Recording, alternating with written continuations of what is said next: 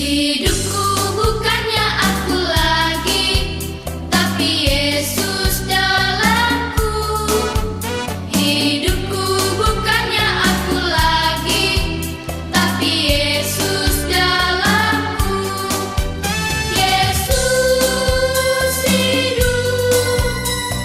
Yesus hidup dalamku.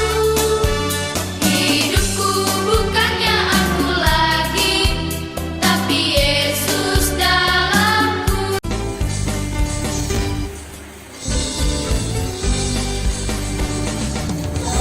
Tuhan melihat apa yang kita perbuat, apa yang baik, yes, apa yang jahat, no. Oleh sebab itulah jangan berbuat jahat juga. Tuhan melihat, mata Tuhan melihat apa yang kita perbuat, apa yang baik, yes, apa yang jahat, no. Oleh sebab itulah jangan berbuat jahat juga. Tuhan melihat, mata Tuhan melihat apa yang kita perbuat, apa yang baik, yes, apa yang jahat, no. Oleh sebab itulah jangan berbuat jahat juga. Tuhan melihat, ingat, Tuhan melihat, ingat, Tuhan melihat.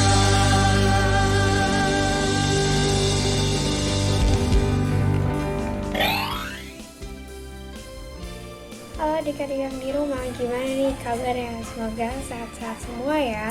Sekarang Cici mau kalian angkat tangan kanan kalian berkata yes, dan yang kiri juga, lalu angkat kedua tangan kalian dan kedepankan, dan juga angkat jempol kalian. Jadi seperti ini. Yes, yes, yes. Sekarang kita ulang lagi ya. Yes, yes, yes. Cici senang banget bisa bertemu kalian adik-adik di rumah, dan semoga kalian semua dalam keadaan yang sehat-sehat semua ya. Saat pandemi kita juga harus menjaga kesehatan kita, dan kita juga harus bersemangat untuk sekolah minggu.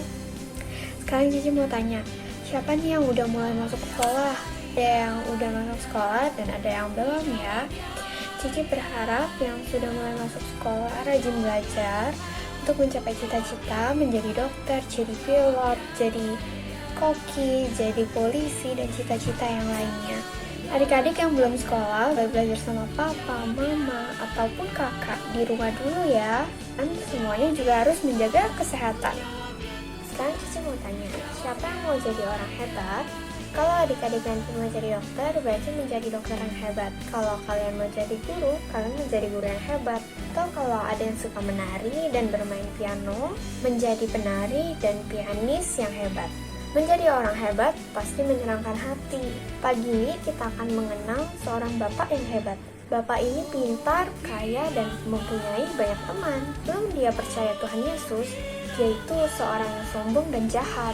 Tetapi setelah dia percaya sama Tuhan Yesus, dia tuh jadi baik banget dan menjadi semakin hebat karena Tuhan Yesus mengubah hatinya. Kira-kira siapa ya nama bapak ini? Penasaran? Sebelum kita mendengar cerita Alkitab tentang bapak ini, mari kita berdoa terlebih dahulu. Tuhan Yesus, sekarang kami hendak membaca firman-Mu. Tolong bantu kami untuk mengenal, mencintai, dan memahami-Mu dengan lebih baik. Bantu kami untuk mengenali kehendak dan firman-Mu dalam hidupku. Terima kasih Tuhan Yesus. Amin. Hidup untuk bersaksi. Dari Efesus pasal 3 ayat 7 sampai dengan 11. Menjadi orang hebat, wah pasti sangat menyenangkan hati. Bapak Paulus adalah orang yang hebat. Dia pintar, kaya, punya banyak teman. Tetapi sebelum percaya pada Tuhan Yesus, Bapak Paulus orang yang sombong dan jahat. Setelah percaya, hatinya berubah menjadi baik dan dia juga semakin hebat. Hati Bapak Paulus itu menjadi baik karena Tuhan Yesus yang mengubah hati Bapak Paulus. Setelah menjadi murid Tuhan Yesus, Bapak Paulus senang melayani Tuhan. Dia senang berada di gereja. Bapak Paulus suka menolong orang. Dia memberitahukan pada semua orang bahwa kalau kita pintar, kaya, dan memiliki segalanya, itu sebenarnya adalah milik dan berkat dari Tuhan. Jadi Bapak Paulus mengajarkan kepada orang lain bahwa dengan menggunakan semua yang ada dalam diri kita, dalam hidup kita, semuanya itu kita gunakan untuk melayani Tuhan Yesus. Bapak Paulus dipilih Tuhan untuk menjadi orang yang menceritakan Injil. Bapak Paulus menceritakan tentang Tuhan Yesus sebagai juru selamat. Ia bersyukur, berterima kasih kepada Tuhan karena banyak orang yang percaya kepada Tuhan Yesus dan diampuni dosanya setelah Bapak Paulus bersaksi tentang Tuhan Yesus. Walaupun Bapak Paulus tidak selalu menghadapi hal-hal yang menyenangkan, walaupun dia harus diusir, dibenci, ataupun dipenjara, dia tetap mau terus bersaksi tentang Injil Tuhan Yesus karena Bapak Paulus sangat rindu dan ingin semua orang akhirnya bisa dihapuskan dosanya karena percaya pada Tuhan Yesus. Nah, ketika kita melihat semangat Bapak Paulus ini yang setia dan kuat untuk terus memberitakan Injil, kita bisa menjadikannya sebagai contoh. Kita harus bersyukur dan berterima kasih karena sudah menjadi anak-anak Tuhan.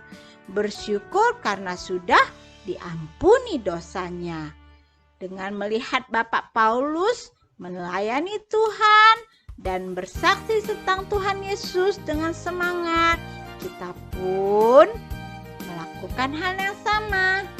Dan jangan lupa, kita tetap harus setia, rajin baca firman Tuhan dan rajin ikut sekolah minggu sehingga kita terus mendapatkan semangat, kita terus mendapatkan kekuatan untuk bersaksi dan bercerita kepada orang-orang lain, kepada teman-teman, kepada saudara-saudara kita tentang keselamatan dan pengampunan dosa di dalam Tuhan Yesus. Adik-adik, kira-kira tadi gimana ya cerita Alkitabnya? Keren ya, Tuhan kita bisa memberikan perubahan dalam hidup Bapak Paulus. Dia menjadi orang yang sangat setia dan kuat untuk terus memberitakan Injil dalam segala keadaan. Mau keadaan susah, keadaan bahaya, keadaan dibenci orang, ditangkap, dan harus ditinggal di penjara, Bapak Paulus ini tetap semangat untuk bersaksi mengenai Tuhan Yesus kepada orang lain. Jadi menurut adik-adik, apa yang harus adik-adik lakukan untuk bersaksi kepada orang lain? Kalau adik-adik setuju, kalian anggukkan kepala. Kalau tidak setuju, kalian gelengkan kepala. Kan ceritanya ya. Apa yang harus adik-adik lakukan untuk bersaksi kepada orang lain? Yang pertama, membenci temanku. Kita geleng kepala artinya tidak setuju ya. Sekarang pertanyaan yang kedua, bersikap baik terhadap semua orang. Betul, pasti setuju ya, kita anggukkan kepala. Sekarang pertanyaan ketiga, menolong orang lain. Adik-adik setuju? Menolong orang lain artinya kita bersaksi? Ya, pasti. Menolong orang adalah perbuatan baik dan saksi juga. Oke, kita anggukkan kepala ya. Sekarang yang keempat, tidak mau berbagi dengan orang lain. Ayo, siapa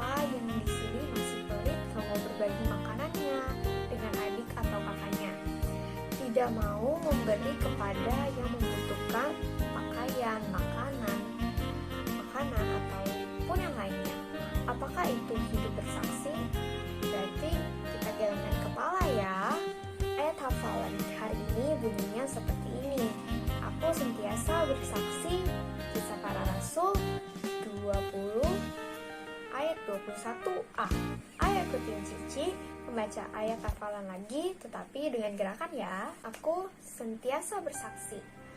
Kisah Para Rasul 20 ayat 21a. Supaya semakin ingat, kita ulangi sekali lagi ya. Aku sentiasa bersaksi. Kisah Para Rasul 20 ayat 21a. Sekarang semuanya udah bisa mengingat ayat hafalan kita hari ini. Sudah selesai deh sekolah minggu kita. Semua sudah mendengarkan cerita dengan baik, sudah mengingat ayat hafalan dengan baik. Kita semua mau berjanji tetap serta dan setia ikut sekolah minggu dan menjadi saksi Tuhan Yesus. Sekarang kita tutup sekolah minggu ini dengan berdoa. Tuhan, terima kasih telah mengumpulkan kami di sini. Tuhan, kami sudah selesai mendengarkan firman-Mu. Berkatilah agar kami bisa melakukan dan memahami apa yang tadi aku sampaikan kepada adik-adik. Berkatilah agar semua menjadi orang-orang yang hebat dan akan membanggakan orang tuanya. Terima kasih Tuhan Yesus. Haleluya. Amin. Bye semua.